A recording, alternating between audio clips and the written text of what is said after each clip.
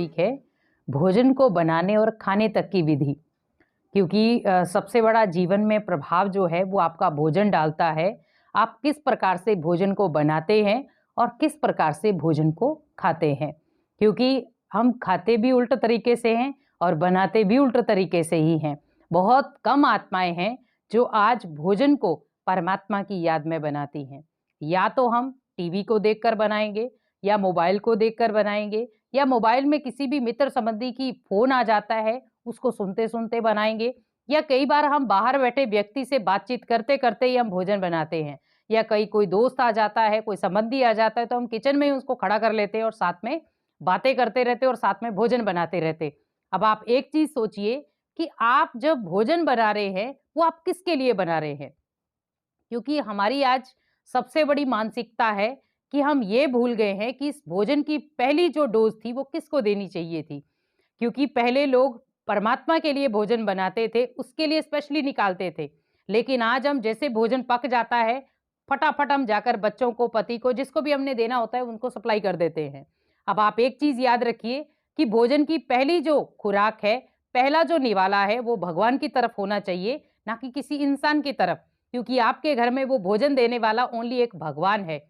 भगवान ने आपके घर में भोजन की व्यवस्था, भले वो माध्यम किसी को भी उसने बनाया हो, आपके पति जॉब करते हो, बच्चे जॉब करते हो, या कोई भी करते हो, वो माध्यम है आपके। लेकिन पीछे जो करना करता धरता है वो भगवान ही है।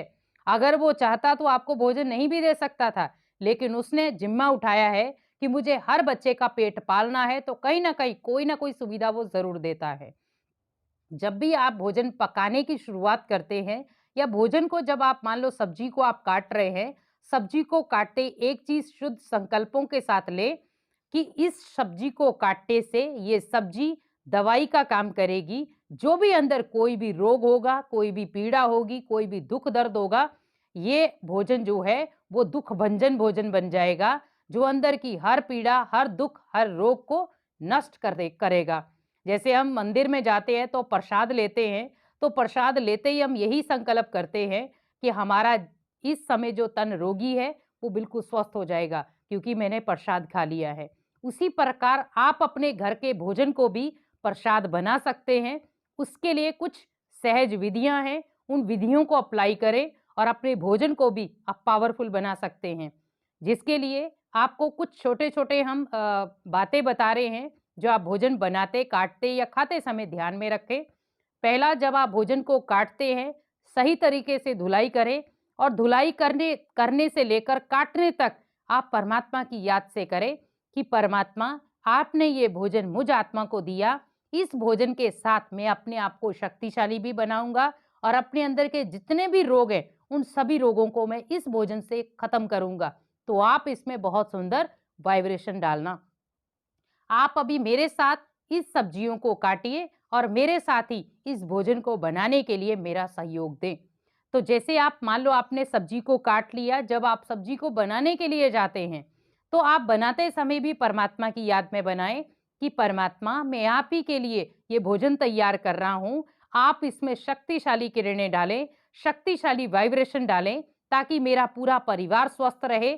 क्योंकि आपके बिना मेरा परिवार स्वस्थ नहीं रह सकता। अगर आप इस भोजन को प्रसाद बना देंगे तो मेरा पूरा परिवार इस प्रसाद को खा करके स्वस्थ हो सकता है। फिर उसके बाद तीसरा स्टेप है, जब आप भोजन को परोसते हैं तो पहले आप कोशिश यही करें, भोजन पकाने के बाद आप थोड़ा सा निकालकर भगवान को स्वीकार कराएं, लेकिन बिना प्याज लहसुन वाला। अगर आप मान लो प्याज लहसुन खाते हैं तो कोशिश ये करें भगवान को बिना प्याज लहसुन वाला आप खिलाएं।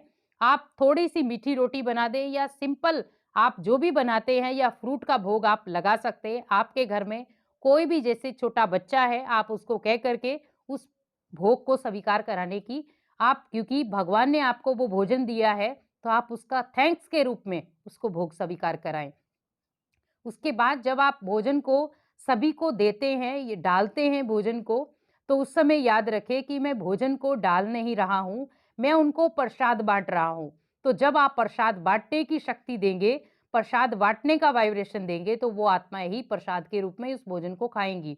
जैसे कई बार बच्चे भोजन को देख के अनदेखा कर देते कि मुझे ये अच्छा नहीं लगता है, मैं बाहर जाके खाऊंगा। आज बाहर लोग दुनिया में क्यों खाने की कोशिश कर रहे हैं? क्योंकि घर का भोजन उनको अच्छा नहीं लगता, उनमें वाइब्रेशन नहीं है। भले बाहर के भोजन में भी वाइब्रेशन नहीं है, लेकिन उन्हें बाहर का भोजन अच्छा लगता है। इसीलिए आप घर पे जब भोजन बनाते हैं, तो आप उनको जब देते हैं तो प्रसाद के रूप में ही दें कि आप ये प्यार से भगवान का प्रसाद स्वीकार कीजिए और परमात्मा की याद में भोजन को खाएँ। कोशिश ये करें कि जब आप भोजन खाते हैं, तो बातचीत ना हो, टीवी बंद हो, मोबाइल साइलेंट पे हो।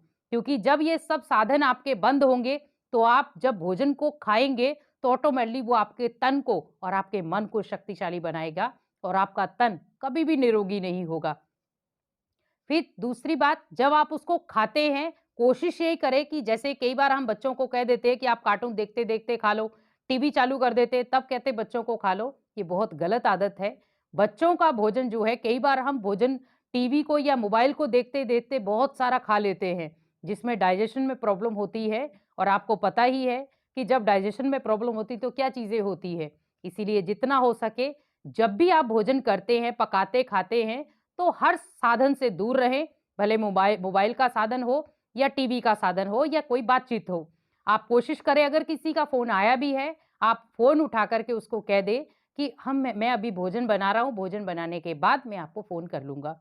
तो इसी प्रकार ना वो उसको बुरा लगेगा और आपका भोजन भी परमात्मा की याद में बनेगा। इसीलिए अगर भोजन को शुद्ध बनाना है, अगर आपको भोजन को खुद को निरोगी बनाना है, तो आपको भोजन के ऊपर पूरी अटेंशन देनी पड़ेगी। ओम शांति।